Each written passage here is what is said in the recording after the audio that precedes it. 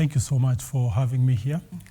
You know, debt is in most instances not avoidable because we have good debts, we have bad debts.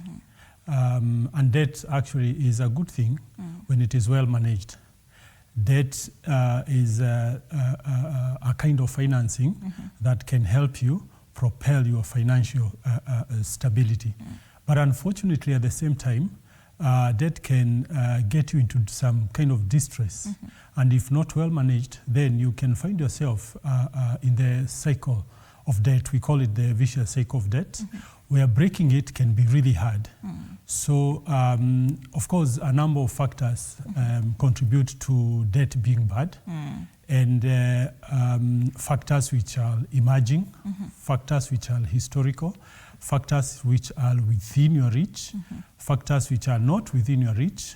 All those are factors that can lead you into bad debt.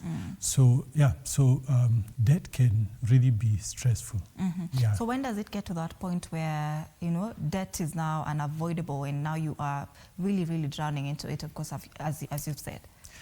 A micro and also macro. Macro as a country, but micro now is when you reach a point where you are borrowing to pay. So you have a debt, and the only way that you can do to manage your debt is to borrow another debt to pay another debt. You are in debt, you are in debt distress or within the vicious cycle of debt when you cannot even think how much it is costing you to borrow. All what you need is money to finance your urgent needs. Now, unfortunately, these needs are unending.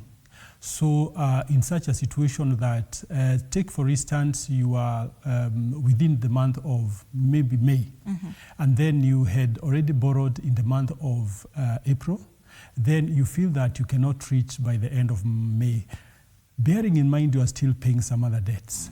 So you will borrow some money for survival, and then by the end month, all what you have is zero for savings, and sometimes zero for expenditure. So you end up again borrowing again so that you, that cash can push you into the next month.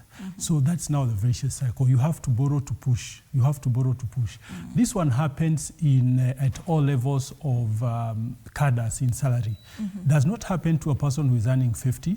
Does not happen to a person who is earning 100 or even 1 million. It happens to all persons who are not able to actually identify that they are within the vicious cycle of debt and they must break it so as to be free.